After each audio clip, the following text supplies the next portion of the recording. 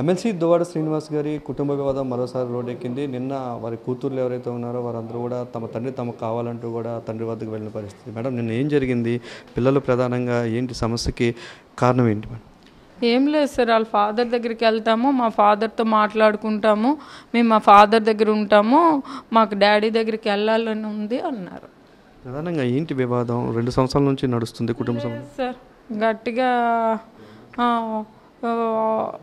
జనవరి 2023 జనవరి నుండి ఇది ఇష్యూ జరిగింది. ఇప్పుడు 2024 జనవరి 1.5 year అయింది.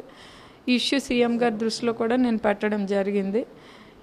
ఆయన ఏదో ట్రాప్ అయ్యారని మాకు అనిపిస్తుంది సార్ అన్నాను. అక్కడ కూడా ట్రాప్ కాదు, నేను ఇంట్రెస్ట్తో నిలగొన్నాననే ఒక కథలు చెప్పడం జరిగింది. మాకు తెలుసు అదేం జరిగిందో కూడా మాకైతే ఫ్యాక్ట్స్ తెలుసు. దాన్ని కవరింగ్ చేసుకొని శ్రీను ఫూల్ అయిపోయాడు అనే బయటికి రాకన్నా ఆ సబ్జెక్ట్ని అంతా కవర్ చేయాలని చూస్తున్నాడు.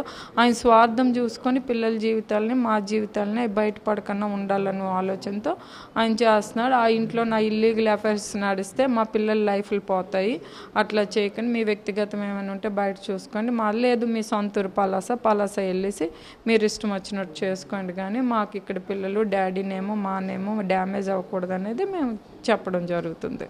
ముఖ్యంగా ఇటు ఇన్ఛార్జిని కూడా 2 సార్లు మార్చడం జరిగింది. ఈ కుటుంబ వ్యవహారం నేపథ్యంలోనే ఎందుకు అలా జరిగింది సార్? ఈ ఎఫ్ఐఆర్ ఇలా న్యూసెస్ జరుగుతుంది, ఆయన ట్రాప్ అయిపోయాడు, ఆయన అందరితో కాంట్రవర్షియల్ కాబట్టి వాళ్ళకి ఒకలా ట్రాప్ చేయించారు. ఆ ట్రాప్ చేయించి మళ్ళీ మేము ఓడిపోతామేంటో, మళ్ళీ ప్రాబ్లం అవుతుంది ఏంటో నాకు తెలియని టెన్షన్తో నేను సీఎం గారి దృష్టిలో పెట్టడం జరిగింది. మరి అక్కడ వేరేగా ఆయన క్రియేట్ చేశారు. నేను చెప్పిన తర్వాత మాత్రం ఒక 7-8 months మాత్రం నాకు ఇన్ఛార్జ్ ఇచ్చారు.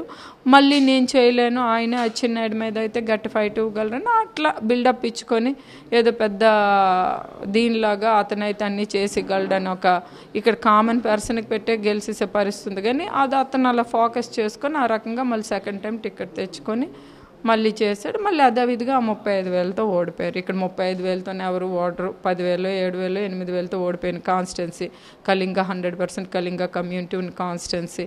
ఇక్కడ అసలు అనివచ్చు వేవ్లో అన్ని రాష్ట్రం మొత్తం ఓడిపోయింది అనివచ్చు.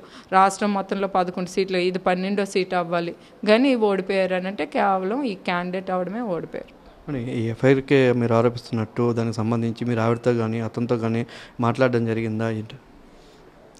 నేను ఎప్పుడు అతనితో మరి సబ్జెక్ట్ ఉండేటప్పుడు మా ఇంట్లో 4 walls మధ్యన గొడవ అయితే జరిగింది. తర్వాత ఆయన ఎప్పుడు ఓవర్ అయిపోయి మాకు పొలిటికల్ డ్యామేజ్ అవుతుందో క్యాడర్ నుండి ప్రజల నుండి అందరి దగ్గర నుండి వస్తుంటే సీఎం దృష్టిలో పెట్టడం జరిగింది. అప్పుడే నాకు ఇన్ఛార్జ్ మార్చారు. ఆవిడతోనైతే ఇప్పుడు మేము మాట్లాడలేదు.